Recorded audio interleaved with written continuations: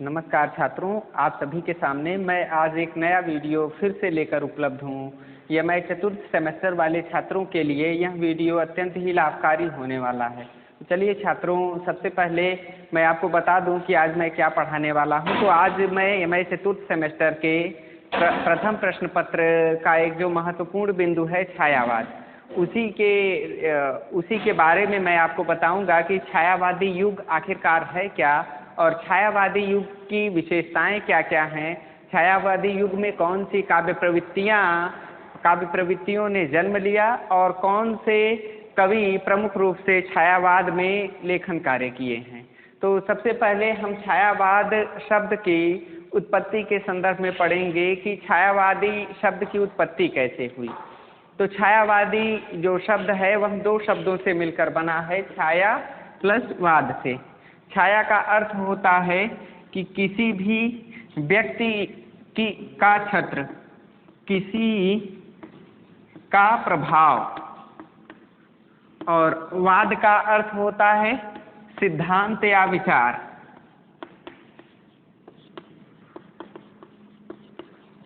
तो देखिए छात्रों, छाया का अर्थ है किसी का प्रभाव होना। जैसे हम वृक्ष के नीचे रहते हैं तो वृक्ष के नीचे आपने एक बात अनुभव किया होगा कि वृक्ष के नीचे जब हम धूप में से वृक्ष के नीचे पहुंचते हैं तो हमें ठंडक, थोड़ी सी मंद मंद हवा भी महसूस होती है और धूप से हमारा बचाव भी होता है। तो वो जो सूर्य की सीधा प्रकाश लेने वाला निकाय होगा वह वृक्ष होता है, और उसके नीचे जो पनप रहा है, जैसे हम धूप से जैसे ही नीचे पहुँचे तो हम किसकी छाया में हैं? हम वृक्ष की छाया में हैं। उसी तरह से हिंदी साहित्य के आधुनिक काल में भारतेंदु युग और द्विवेदी युग के बाद धीरे धीरे भारत के और विश्व के अन्य साहित्यों का प्रभाव हिंदी साहित्य पर भी पड़ने लगा। तो वह जो पड़ने वाला प्रभाव था उसे छाया नाम से संबोधित किया गया। अब ये तो थी प्रभाव, विश्व साहित्य का प्रभाव। और दूसरा वाद का अर्थ आप जानते हैं, सिद्धांत होता है। सिद्धांत क्या है? किसी भी विषय के प्रति निष्कर्षात्मक विवरण देने वाला बिंदु सिद्धांत होता है, जो कल्पनाओं पर विश्वास नहीं करता, जो तथ्यों पर आधारित होता है। सिद्धांत जो होता है वह तथ्य होता है, और कल्पना क्या होती है? कल्पनात्मक बातें झूठी भी हो सकती हैं, किंतु सिद्धांत जो होता है वह तथ्यों पर आधारित होता है, उसमें झूठ की मात्रा न के बराबर होती है। तो छायावाद अर्थात विश्व के अनेक साहित्य, जैसे अंग्रेजी साहित्य के विभिन्न प्रकार के सिद्धांतों, उदाहरण के रूप में बिंबवाद, प्रतीकवाद, मिथक, इन सभी सिद्धांतों का प्रभाव हमारे साहित्य पर पड़ने लगा। उसके अलावा भारत के संपन्न श्रेष्ठ साहित्यों में से एक बांग्ला साहित्य और इसके अलावा मराठी साहित्य की रचनाओं का प्रभाव हमारे कवियों पर धीरे धीरे इंगित होने लगा। तो ये जो प्रभाव था, इस प्रभाव को छायावाद नाम से संबोधित किया गया, और इस प्रभाव से प्रभावित कवियों को छायावादी कवि नाम दिया गया। छायावादी युग से तात्पर्य है कि तत्कालीन समय को छायावादी युग के नाम से संबोधित किया जाता है। सर्वमान्य रूप से छायावादी युग का समय सन 1918 ईस्वी से 1936 ईस्वी तक स्वीकार किया जाता है। अब इसका जब समय हो गया तो समय अब कैसे 1918 से इस साहित्य का समय शुरू हुआ था, इस पर हम विचार करने जाएंगे। तो सबसे पहले हम देखते हैं कि भारतेंदु जी की मृत्यु के उपरांत आधुनिक काल में भारतेंदु जी से प्रभावित रचनाओं की कमी होने लगी। अब जो हिंदी साहित्य की भाषा थी वह भाषा अब काव्य भाषा के रूप में जो ब्रज भाषा चल रही थी उसमें नई प्रवृत्ति आई और उस प्रवृत्ति ने खड़ी बोली का रूप ले लिया, अर्थात जो कविताएं ब्रज भाषा में थी वह अब हिंदी भाषा में होने लगी, हिंदी की खड़ी बोली में होने लगी। तो उस कारण से नवीन प्रवृत्ति आने के कारण उस युग को हमने कौन सा युग नाम दिया था? द्विवेदी युग नाम दिया था। द्विवेदी युग के एक महत्वपूर्ण कवि के बारे में आपने विस्तार से पढ़ा है, जो मैथिली शरण गुप्त जी हैं। आप इनके जन्म स्थान के विषय में परिचित हैं कि तीरघाव झांसी के ये निवासी थे और इनकी रचनाओं और इनकी साहित्यिक प्रवृत्तियों और उसके अलावा साकेत के नवम सर्ग के बारे में भी आप विस्तार से पढ़ चुके हैं। अब जो नए छायावादी जो युग आया, तो छायावादी युग में मैथिली शरण गुप्त ने जिन प्रवृत्तियों को लेकर रचनाएं लिखी थी, या द्विवेदी जी ने, आचार्य महावीर प्रसाद द्विवेदी ने जो द्विवेदी युग के कविताओं के प्रतिमान निर्धारित किए थे, अब उनमें धीरे धीरे कमियां आने लगी थी और वो शिथिल पड़ने लगी थी कविताएं। उन कविताओं में व्याकरण की बहुलता अधिक हो गई थी और सार्थक प्रवृत्ति धीरे धीरे कम होने लगी थी। कविता बनावटीपन को प्राप्त हो चुकी थी। कविता में रस, छंद और अलंकारों की इतनी भरमार हो गई थी कि कविताएं बोझिल होने लगी थी, जिस कारण से कविता में इस प्रवृत्ति के विरोध स्वरूप अन्य साहित्य के प्रभाव से हिंदी साहित्य में कुछ कवियों ने नवीन ढंग के लेखन का कार्य शुरू किया। अब वह जो नवीन ढंग का लेखन कार्य था, फिर उसके बाद छायावादी युग में हम एक और प्रवृत्ति पाते हैं कि छायावादी युग की शुरुआत थोड़ा सा छायावाद से लगभग कुछ दिन पहले सन 1914 ईस्वी से प्रारंभ हो चुकी थी। छायावादी युग प्रारंभ हो चुका था, किंतु इस युग को छायावादी युग नाम किसने दिया?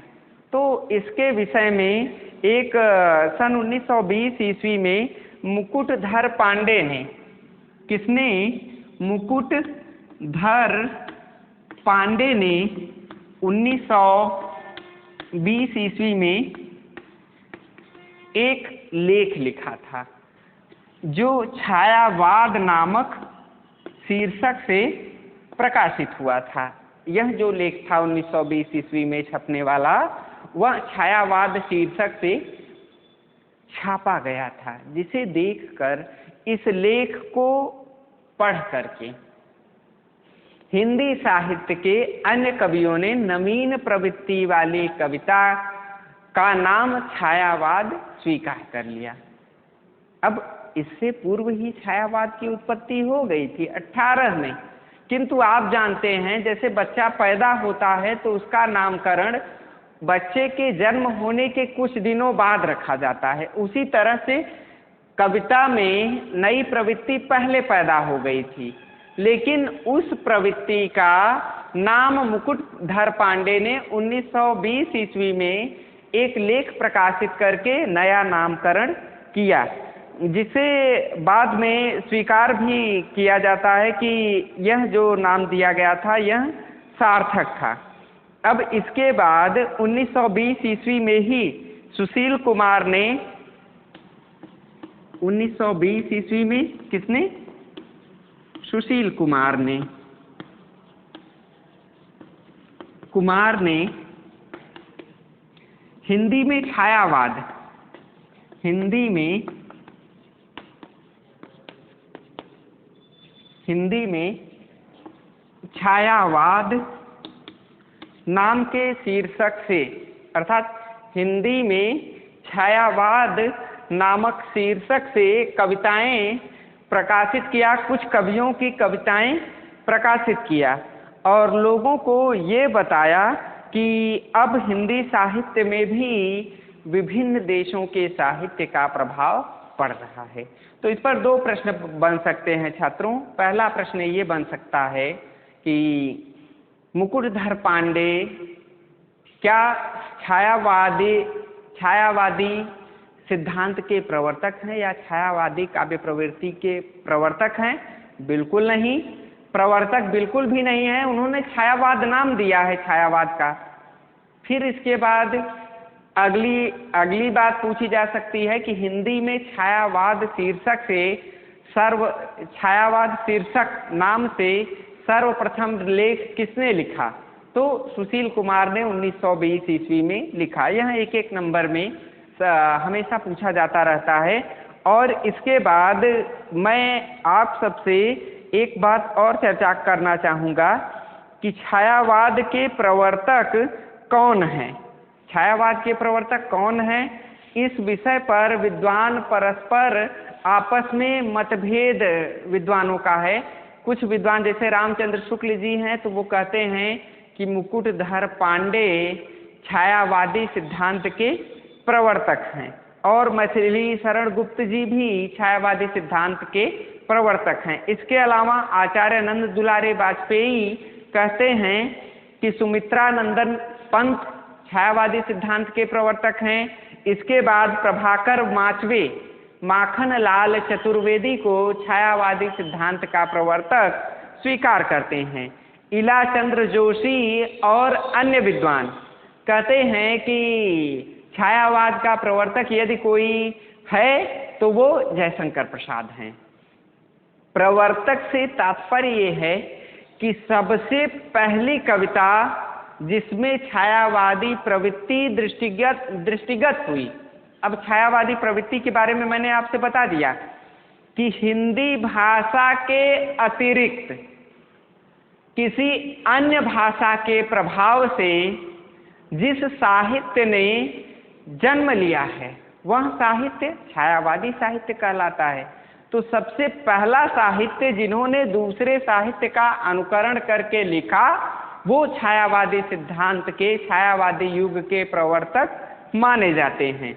तो उसके संदर्भ में आपसे पहले भी बातें हो चुकी हैं कि कैसे रामचंद्र शुक्ल जी ने मुकुटधर पांडे को और मैथिली शरण गुप्त को छायावाद का प्रवर्तक स्वीकार किया है, और नंद दुलारे वाजपेयी ने सुमित्रा नंदन पंत को स्वीकार किया है। तो ये बातें आपके लिए बहुत ही महत्वपूर्ण सिद्ध होने वाली हैं। फिर जब हम ये समझ चुके कि छायावाद का प्रवर्तक कौन है, तो सबसे पहली छायावादी कविता कौन सी है, इस बात का उत्तर हमें जानना चाहिए। इसके बाद इसका उत्तर यह है कि प्रथम छायावादी कविता प्रथम प्रभात जो 1918 ईस्वी में जयशंकर प्रसाद जी की एक सबसे चर्चित कविता रही है झरना में, वह झरना में संकलित होकर प्रथम छायावादी कविता 1918 ईस्वी में प्रकाशित हुई थी। इस कविता में सबसे पहले नवीन प्रवृत्ति का मार्ग दृष्टिगत हुआ था। अब नवीन प्रवृत्ति कैसे?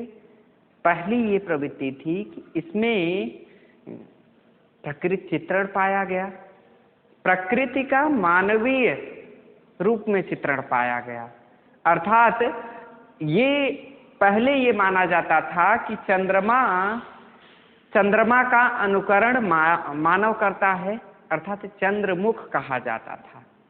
लेकिन जब यह कविता प्रथम प्रभात प्रकाशित हुई तो इसमें मुख चंद्र कहा गया कि उसका अगर किसी की सुंदरता का वर्णन करना है तो छायावादी कविता प्रथम प्रभात में यह कहा गया कि उसके मुख की सुंदरता इतनी अधिक है कि उसे देखकर ऐसा लगता है कि चंद्रमा ने अपना स्वरूप ऐसा बना लिया हो, शीतलता से परिपूर्ण बना लिया हो। पहले कौन सी प्रवृत्ति आ रही थी? पहले कि उसका मुंह ऐसा है कि जैसे चंद्रमा, उसका मुंह चंद्रमा के समान शीतल है, ये प्रवृत्ति पहले थी। लेकिन छायावादी कविता प्रथम प्रभात में ऐसी प्रवृत्ति दृष्टिगत हुई, जिस कारण से कि इस कविता को हिंदी की प्रथम छायावादी कविता स्वीकृत किया जाता है। अब छायावादी कवियों और कविताओं की मैं आपसे चर्चा करूं उससे पूर्व मैं आपसे छायावाद की परिभाषा बताना चाहता हूं कि छायावाद की परिभाषा क्या है। आप जानते हैं कि जब भी कोई वाद या सिद्धांत शुरू होता है तो उस सिद्धांत के कुछ सकारात्मक पक्ष होते हैं और कुछ नकारात्मक पक्ष होते हैं। तो जो सकारात्मक पक्ष होते हैं उन सकारात्मक पक्षों वालों ने कि छायावाद के संदर्भ में अपनी परिभाषा दी है और कुछ ने अपनी परिभाषा दी है। कुछ विद्वान ऐसा मानते हैं कि जो ये 1918 ईस्वी में काव्य की नवीन प्रवृत्ति का उदय पाया जाता है, यह प्रवृत्ति किसी अन्य साहित्य के प्रभाववश नहीं आई है। यह कैसी प्रवृत्ति है? यह भक्तिकाल, हिंदी साहित्य का भक्तिकाल आप जानते हैं कब था? हिंदी साहित्य के 4 कालों की मैंने आपसे पहले भी चर्चा की थी कि हिंदी साहित्य के 4 काल, आदिकाल, भक्तिकाल, रीतिकाल और आधुनिक काल। ये 4 काल हैं। अब इन 4 कालों में ऐसा बताया गया, ऐसी काव्य प्रवृत्ति के बारे में चर्चा की गई कि भक्ति काल में 4 तरह की भक्ति की गई थी। सगुण भक्ति, निर्गुण भक्ति। अब सगुण भक्ति के भी 2 भेद थे, एक राम भक्ति काव्य धारा, एक कृष्ण भक्ति काव्य धारा। निर्गुण भक्ति के भी 2 भेद थे, एक प्रेमाश्रयी और एक ज्ञानाश्रयी, अर्थात एक प्रेम काव्य, एक ज्ञानवर्धक काव्य। तो जो प्रवृत्ति भक्ति काल के कवि कबीरदास, तुलसीदास में पाई जाती है, उक्ति वैचित्र जो पाया जाता है, व्यक्तित्व की जो अभिव्यंजना पाई जाती है, जो आत्म अभिव्यक्ति की शैली है, वह शैली भक्ति काल से हो करके भक्ति काल से कहाँ आई है? आधुनिक काल के चौथे युग, अर्थात आधुनिक काल के 4 भेद हैं। मैंने आपसे बताया था कि 5 भेद हैं। पहला प्रथम उत्थान या भारतेंदु युग, द्वितीय उत्थान या द्विवेदी युग, तृतीय उत्थान या छायावादी युग, चतुर्थ उत्थान या प्रगतिवादी प्रयोगवादी युग और पंचम उत्थान आधुनिक नई कविता। ये जो काव्य प्रवृत्तियां हैं, तो इसमें कुछ विचारकों ने ये कहा कि ये जो छायावाद भी उत्पन्न हुआ है, यह छायावाद कहाँ से आया है? यह छायावाद भक्ति काल की ज्ञानाश्रयी शाखा का अनुकरण करके हिंदी साहित्य में अवतरित हुआ है, जबकि ऐसा बिल्कुल भी नहीं माना जाता है। अब इसका कारण क्या है? भक्ति काल में राम का चित्रण कैसा था? राम का एक आदर्श पुरुष के रूप में चित्रण था। कबीरदास जी ने भी कहा है कि राम नाम के पट तय तथा राम नाम को अपनाने से फिर तुलसीदास हों चाहे जायसी हों, सब ने राम नाम को एक भगवान के नाम के रूप में चित्रित करने का कार्य किया है। लेकिन छायावादी जो कवि थे, उन्होंने क्या कहा कि हे राम, तुम मानव नहीं हो क्या दैव हो जो इस तरह की लीलाएं कर रहे हो। अर्थात यहाँ पर जो राम का चित्रण छायावादी युग में प्रस्तुत हुआ है, वह एक आदर्श मानव के रूप में चित्रित हुआ है, वह ईश्वर के रूप में चित्रित नहीं हुआ है। राम को मानव का आदर्श छायावाद में बताया गया है। इस कारण से यह भक्ति काल का अनुकरण तो बिल्कुल भी नहीं है। इसलिए जो आलोचक ये कहते हैं कि छायावादी जो युग है, वह युग किसी हिंदी साहित्य के भक्ति काल का अनुकरण है, तो उनका यह सिद्धांत बिल्कुल ही निरर्थक सिद्ध होता है। इस तरह से कई सिद्धांत किसी भी वाद के संदर्भ में अलग अलग विचार विद्वान देते रहते हैं। तो छायावाद की परिभाषा के संदर्भ में भी अलग अलग विद्वानों ने अपने अपने अनुसार अलग अलग परिभाषाएं दी हैं। अब जैसे डॉक्टर नगेंद्र हैं, एक विचारक जो हिंदी के सर्वश्रेष्ठ आलोचक के रूप में विख्यात रहे हैं, अपने इलाहाबाद यूनिवर्सिटी के हिंदी विभाग के प्रोफेसर भी रहे हैं, और इन्होंने ये कहा कि छायावादी युग क्या है? वह स्थूल के प्रति सूक्ष्म का विद्रोह है। स्थूल के प्रति सूक्ष्म का विद्रोह है। अब देखिए, इनके इतने से छोटे से विचार में कितनी बड़ी बात छिपी हुई है। मैं एक एक करके आपको बताऊंगा। स्थूल का अर्थ होता है स्थिर के प्रति, यानी स्थिर के सामने। सूक्ष्म का यानी जो छोटा है, जो पीड़ित है, उसका विद्रोह है। अब जैसे ये है कि राम कथा प्राचीन काल से पनपती हुई चली आई थी, लेकिन उसी राम कथा में कुछ ऐसे पात्र हैं जिनका चित्रण करना अनिवार्य था, लेकिन उनका चित्रण उस ढंग से नहीं प्रस्तुत हो पाया, उस सूक्ष्मता से नहीं प्रस्तुत हो पाया जिस तरह से होना चाहिए था। तो जो छायावादी युग है, छायावादी युग का जो कवि है, वह क्या करता है कि राम के आदर्श का तो चित्रण करता है, क्योंकि वो आदर्श तो स्थिर है और निश्चित है। जितनी चर्चा होनी चाहिए थी उतनी चर्चा लगभग हुई भी है, लेकिन जो सूक्ष्मता है, सूक्ष्म अर्थात रामचरितमानस में ही, रामायण में ही आप देखते हैं उर्मिला के चरित्र को एक उपेक्षित पात्र के अंतर्गत चित्रित कर दिया गया है, जबकि उर्मिला का बलिदान यदि तुलना की जाए तो राम, भगवान श्री राम की पत्नी सीता की तुलना में ज्यादा था चित्रण करना। अब क्योंकि राम के साथ, भगवान श्री राम के साथ सीता थी, ठीक, लेकिन जो उर्मिला थी, उर्मिला का पति उनके साथ नहीं था। उर्मिला के साथ लक्ष्मण जी नहीं थे।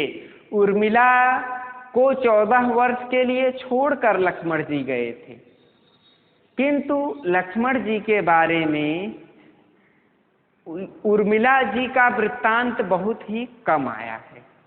तो जो छिपे हुए पात्र हैं, जो सूक्ष्म हैं, अर्थात जो बातें हुई हैं, जैसे राजा हुए हैं, मान लीजिए इतिहास प्रसिद्ध राजा को लेकर जब बात लिखी गई हो, तो उस राज, अब जैसे पृथ्वीराज चौहान की कथा का वर्णन किया गया है, और पृथ्वीराज चौहान के साथ उपेक्षित पात्र के रूप में पृथ्वीराज का जो मंत्री था, वह तो बहुत योजना बनाता था। पृथ्वीराज चौहान ने 23 विवाह किए और उन्होंने छोटी बड़ी लगभग 150 लड़ाइयाँ लड़ी। तो 150 लड़ाइयों में हर जगह यह तो निश्चित नहीं था कि पृथ्वीराज पहुंच जाते थे, उनका मंत्री भी उनकी सहायता करता होगा।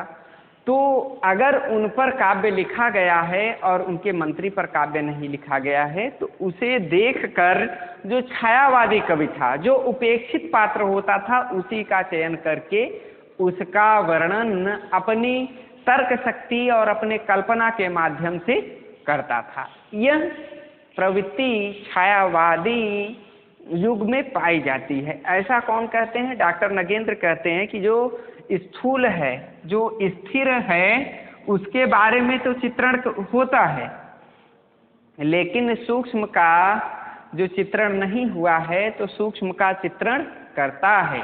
इसी कारण तो स्थूलता का वह विद्रोह करता है और सूक्ष्म का चित्रण करने वाला साहित्य यदि कोई है तो वह छायावादी साहित्य है। अगले विचारक आते हैं नंद दुलारे वाजपेयी। नंद दुलारे वाजपेयी कहते हैं कि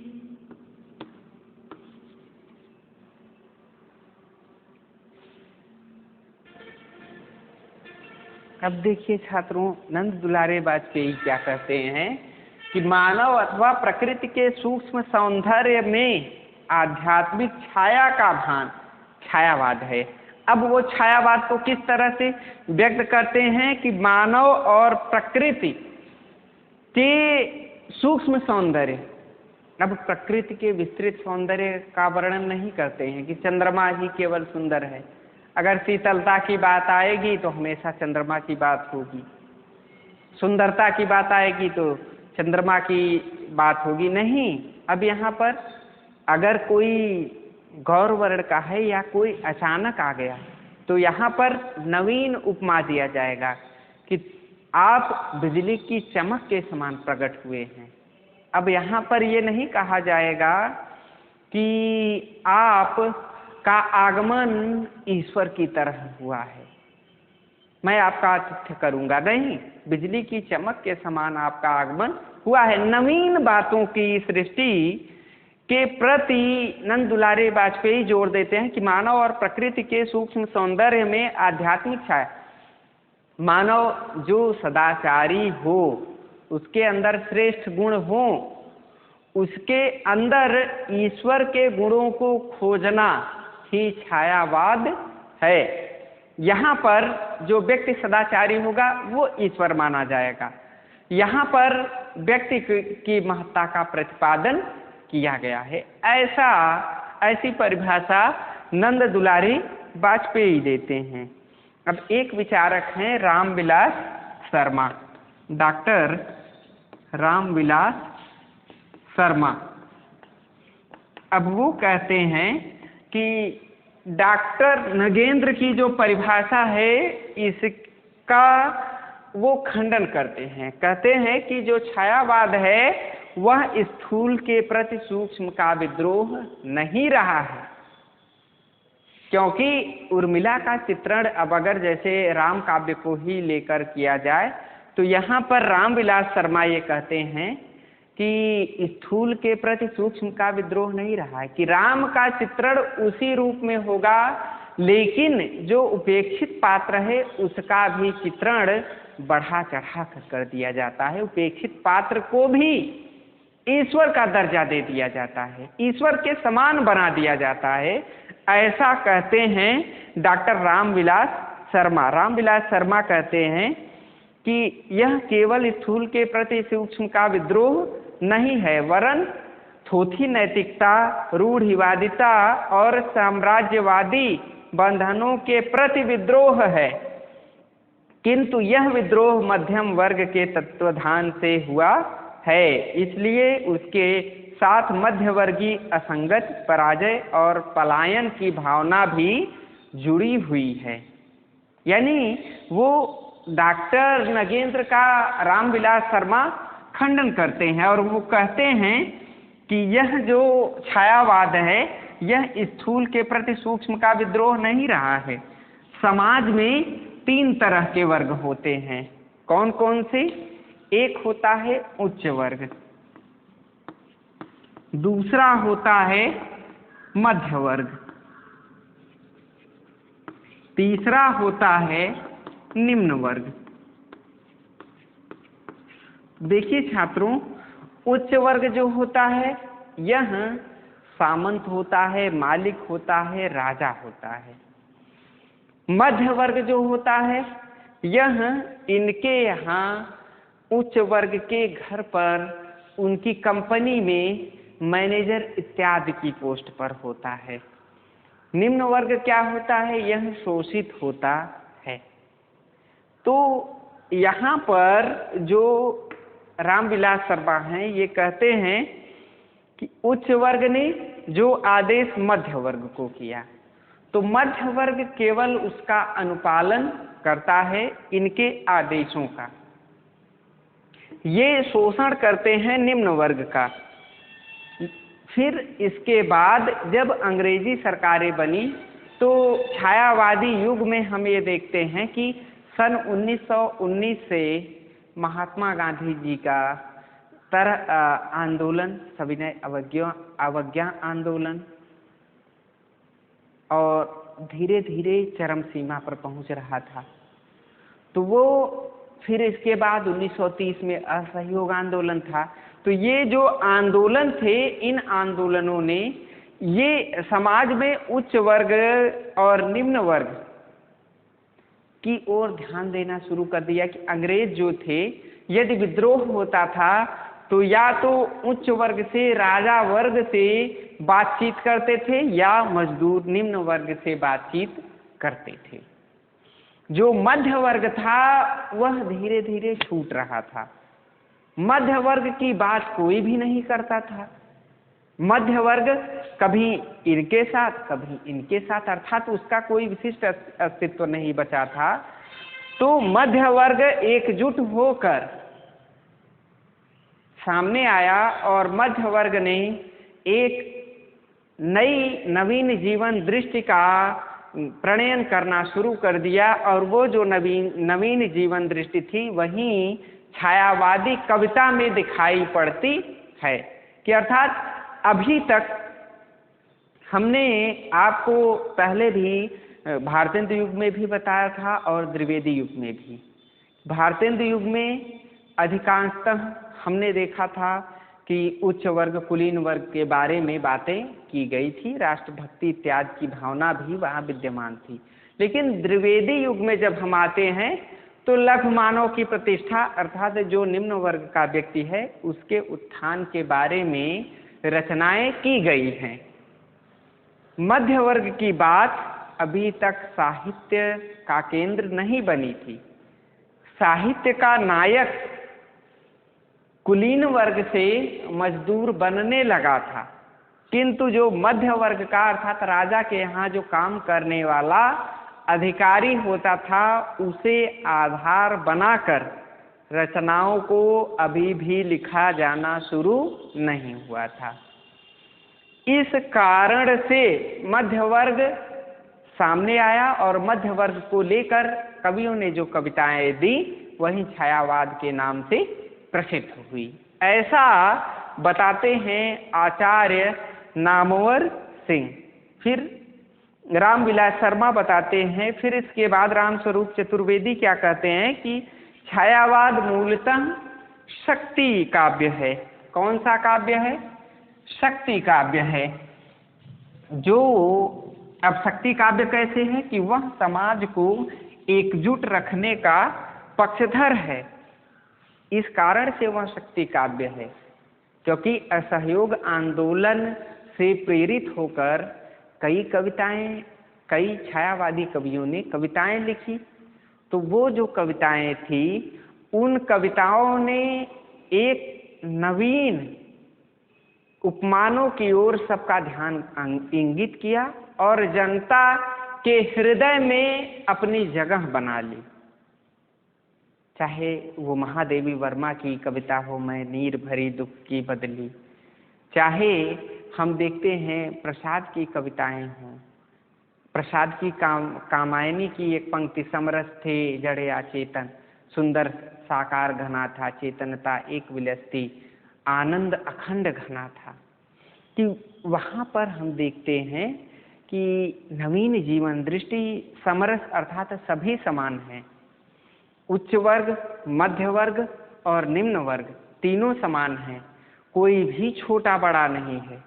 नहीं तो हमेशा मध्य वर्ग को हमेशा टारगेट किया जाता था। जैसे उदाहरण के रूप में मैं आपको एक व्यवहारिक उदाहरण देना चाहता हूँ। राजा हुए, फिर इसके बाद आज के परिप्रेक्ष्य में देखिए कि प्रधानमंत्री हो गए आपके और आपके राष्ट्रपति हो गए। अब प्रधानमंत्री जो आदेश देगा उसी का अनुपालन जिलाधिकारी आपका करेगा। जिलाधिकारी पुलिस को जो आदेश देगा पुलिस वो काम करेगी। इससे राजा ने आदेश दिया, और जो राजा आदेश किसको दिया? मध्यवर्ग अर्थात जिलाधिकारी को। जिलाधिकारी ने आदेश जब पुलिस को दे दिया तो पुलिस अपना काम करने लगी। तो उसमें पुलिस, ये बात होगी कि पुलिस ने सब कुछ किया और राजा ने सब कुछ किया। स्थिति को नियंत्रण में किसने रखा? प्रधानमंत्री ने रखा, या मौके पर पुलिस पहुंची और उसने स्थिति को नियंत्रण में किया। कहीं भी जिलाधिकारी की चर्चा नहीं आती है, तो आती भी है, ऐसा नहीं है, लेकिन उस रूप में नहीं आती है जिस रूप में आना चाहिए। सामने नहीं आ पाती है कोई भी विशेष बात। अब ये जो बात थी, अभी कोई दुर्घटना घट जाए तो उसकी जिम्मेदारी जिलाधिकारी पर थोप दी जाती है। न तो राजा वर्ग अपने ऊपर लेता है, न तो पुलिस वर्ग। पुलिस ने अगर लाठीचार्ज कहीं किया है, किसी की मौत हो चुकी है, तो उसके पुलिस जो होगी वह कहेगी कि मैंने जिलाधिकारी के आदेश पर किया, और राजा कहेगा कि यह दोषी है और इसे जेल में डाल दिया जाए। तो ये जो विद्रोह उत्पन्न हुआ मध्य स्थिति में कि हमेशा शोषण किसका होता है? जो बीच में है। तो इसके प्रति जो उत्पन्न होने वाला विद्रोह है वही छायावादी कविता में प्रकट हुआ है। अर्थात यह शक्ति का काव्य है कि अपनी शक्ति को मध्य वर्ग ने एकजुट होकर बता दिया कि हम इतने शिक्षित हैं, सभ्य हैं, हम भी सबल हैं, और हमें हमेशा किसी भी कारक का दोष न दिया जाए। इस प्रवृत्ति, इस तरह से अगर हम सबकी परिभाषाओं का आकलन करने लगें, एक तरफ यदि हम डॉक्टर नगेंद्र की परिभाषा को देखें, फिर इसके बाद नगेंद्र के बाद प्रसाद महादेवी वर्मा, रामविलास शर्मा और नामवर सिंह, डॉक्टर रामस्वरूप चतुर्वेदी की परिभाषाओं की तुलना यदि हम करें तो हम देखते हैं कि सर्वमान्य रूप से एक बात हमारे सामने आती है कि छायावाद की सर्वमान्य परिभाषा हो क्या सकती है। वह यह हो सकती है कि छायावादी जो काव्य है यह अनुभूति और कलात्मक क्रांति है, जिसमें इतिवृत्तात्मकता, मानवतावाद की प्रतिष्ठा, और उसके अलावा मानवतावाद की प्रतिष्ठा, विचारशीलता, प्रकृति का मानवीकरण और नए नए शिल्पों और नए नए उदाहरणों के माध्यम से कविताओं की रचना होना ही छायावाद की सर्वमान्य परिभाषा हो सकती है। अब इसके बाद छायावाद के प्रमुख कवियों की मैं आपके सामने चर्चा करना चाहूँगा कि छायावाद के प्रमुख कवि कौन कौन से हैं। सबसे पहले और सबसे श्रेष्ठ कवि छायावाद के कौन हैं? तो जयशंकर प्रसाद।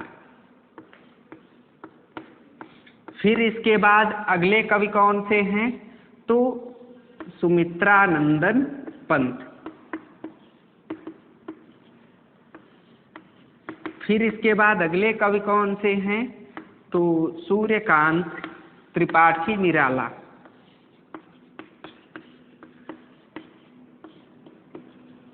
फिर इसके बाद अगले कवि कौन से हैं? तो कवियत्री हैं, अगली कवियत्री हैं जिन्हें नीर की भरी दुख की बदली भी कहा जाता है, वो हैं महादेवी वर्मा। फिर इसके बाद अगले कवि कौन से हैं? तो राम कुमार वर्मा। फिर इसके बाद अगले कवि हैं, इसके बाद छात्रों आप देखिए कि महादेवी वर्मा के बाद राम कुमार वर्मा, फिर भगवती चरण वर्मा, उदय शंकर भट्ट, मोहिनी लाल महतो, लक्ष्मी नारायण लाल, जनार्दन प्रसाद झा, गोपाल सिंह, केदारनाथ मिश्र और आरसी प्रसाद सिंह आदि का नाम हिंदी साहित्य के छायावादी युग में आदर के साथ लिया जाता है।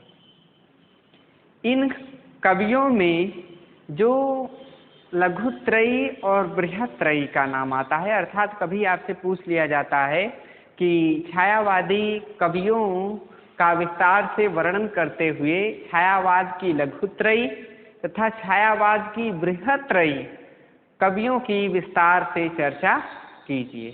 तो देखिए, बृहत्त्रयी कौन से हैं? प्रसाद हैं, पंत हैं और निराला हैं। इन तीनों को छायावाद की बृहत्त्रयी कहा जाता है। बृहत्त्रयी, बृहत्त्रयी क्या होती है ये भी पूछ लिया जाता है कि बृहत्त्रयी का अर्थ बताते हुए छायावाद के बृहत्त्रयी कवियों की चर्चा कीजिए। तो बृहत्त्रयी वह है जो किसी युग में विशिष्ट काव्य का विशेष निर्माण किया हो, जिससे वह पूरा युग प्रभावित रहा हो, उसे बृहत्त्रयी के अंतर्गत रखा जाता है। अब जैसे हम संस्कृत साहित्य में जाते हैं तो संस्कृत साहित्य में कालिदास, व्यास और भास तीन बृहत्त्रयी हैं। तो इस छायावादी युग में भी तीन बृहत्त्रयी हैं, प्रसाद, पंत और निराला।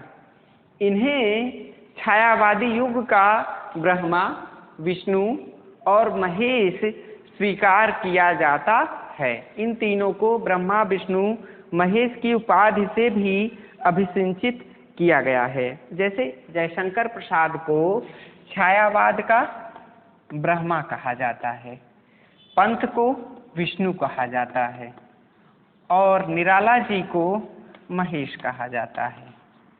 इसका कारण क्या है? इसका कारण यह है छात्रों, क्योंकि इन्होंने, जैसे प्रसाद जी थे तो प्रसाद जी ने ब्रह्मा के समान छायावाद का घोषणा पत्र, छायावाद की पहली कविता लिखा और छायावाद के विशिष्ट सिद्धांतों को अपनी कविताओं में स्थान दिया। विष्णु सुमित्रानंदन पंत जी हैं, इन्होंने अपनी कविताओं में प्रकृति चित्रण को प्रमुख आधार बनाया। अर्थात जिस तरह से भगवान विष्णु का कार्य क्या है? सबका पालन पोषण करना। तो पालन पोषण कैसे होता है? प्रकृति में जो कुछ भी पैदा होता है, प्रकृति जिस तरह से अपना स्वरूप बनाती है और जिस तरह से अन्न पैदा करती है, उसी तरह से लोगों का भरण पोषण करता है, होता है। तो वो जो भरण पोषण करने का काम विष्णु का है, तो छायावाद की जो कमी थी प्रकृति चित्रण की, उसे पूरा करने का काम पंत ने किया। और महेश देवादिदेव हैं। आप जानते हैं कि भगवान शंकर का स्थान सर्वोच्च है, तो निराला जी में पूरी छायावादी प्रवृत्ति स्पष्ट रूप से पाई जाती है।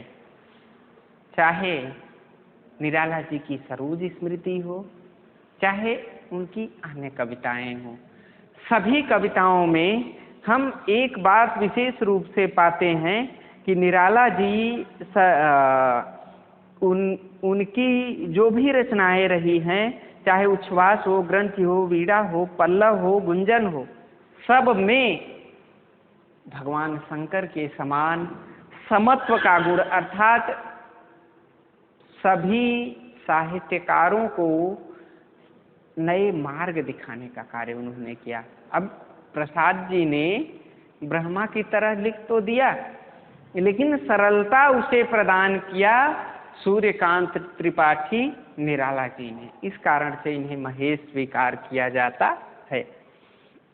छायावाद की लघुत्रयी के अंतर्गत तीन कवि जो आते हैं, उनमें महादेवी वर्मा, राम कुमार वर्मा और भगवती चरण वर्मा का नाम लिया जाता है। ये जो वर्मा क्यूब हैं, ये वर्मा क्यूब हिंदी साहित्य में, अब महादेवी वर्मा जी इस छायावादी युग में ऐसी कवित्री हैं जो नीर भरी दुख की बदली हैं और जिन्होंने अपनी कविताओं के माध्यम से इतनी बड़ी ख्याति प्राप्त की कि उन्हें अब न केवल पुरुषों को कविताओं का सृष्टा माना गया, कविताओं का लेखक और कवि माना गया, बल्कि महिलाओं के नाम का लोहा भी कविता जगत मानने लगा। महादेवी वर्मा जी का कंठ भी बहुत अच्छा था, प्रयाग विद्यापीठ में वो पढ़ाने का भी कार्य करती थी। तो जब वो अपने मुखारबिंदु से कविताओं का पाठ किया करती थी तो वो कविताएं समस्त श्रोताओं को झंकृत कर दिया करती थी। इस कारण से लघुत्रयी अर्थात जिनमें छायावाद की कुछ न कुछ प्रवृत्तियां पाई जाती हैं और ऐसी प्रवृत्तियां हैं जो रचनाओं के दृष्टिकोण से तो कम हैं, पर वो रचनाएं बहुत ही श्रेष्ठ हैं। इस कारण से इन महादेवी वर्मा की जैसे कुछ कविताओं का मैं आपके सामने नाम लेना चाहूँगा। निहार रश्मि निर्जा, सांद गीत वामा और दीप शिखा।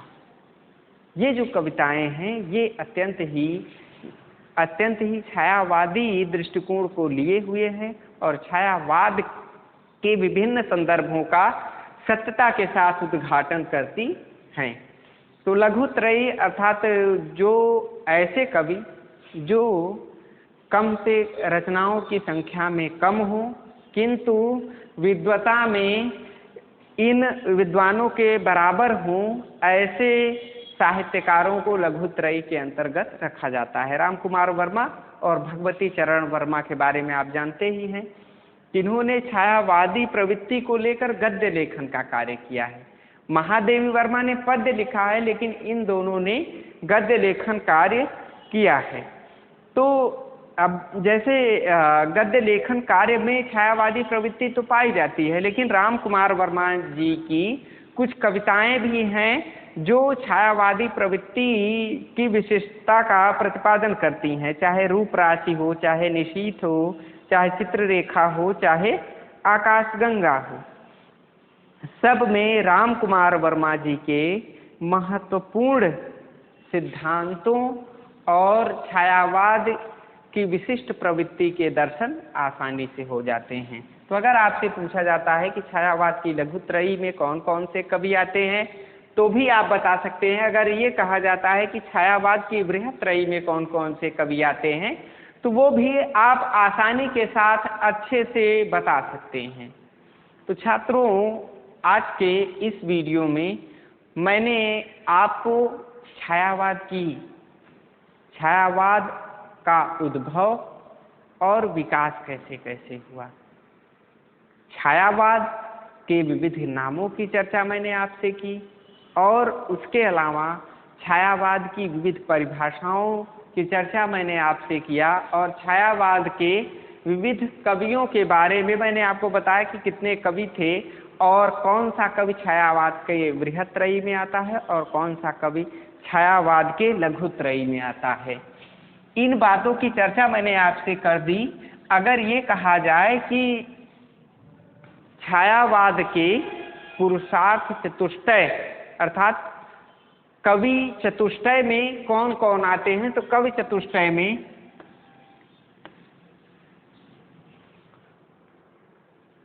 प्रसाद, पंत, निराला और महादेवी वर्मा जी का नाम आदर के साथ लिया जाता है, अर्थात ये कवि चतुष्टय के रूप में प्रसिद्ध हैं। आपके पाठ्यक्रम में 4 मुख्य कवि हैं जिनकी चर्चा आपसे होगी। आप जानते हैं कि आपके पाठ्यक्रम में मछली शरण गुप्त जो द्विवेदी युग के कवि थे उनकी चर्चा की जा चुकी है। 3 कवि और बचे हैं जैसे जिनकी व्याख्याएं आपको पढ़नी है। प्रसाद, पंत, निराला, इनकी व्याख्याएं आपको पढ़नी है और इनके ग्रंथों को आपको पढ़ना है। महादेवी वर्मा जी द्रुत पाठ में आपके पाठ्यक्रम में निर्धारित हैं। तो इन सभी कवियों के बारे में मैं आपसे विस्तार से आगे चर्चा करूंगा। तब तक आप इस वीडियो के अंतर्गत जो भी छायावाद पर बनने वाले प्रश्न हैं, चाहे विस्तृत उत्तरी प्रश्न बने चाहे लघु उत्तरी प्रश्न बने, उन प्रश्नों का उत्तर आप आसानी के साथ दे सकते हैं। तो आज के लिए इस वीडियो में इतना ही। अगले वीडियो में मिलेंगे तो अगले विषय पर हम आपसे चर्चा करेंगे। तब तक के लिए धन्यवाद।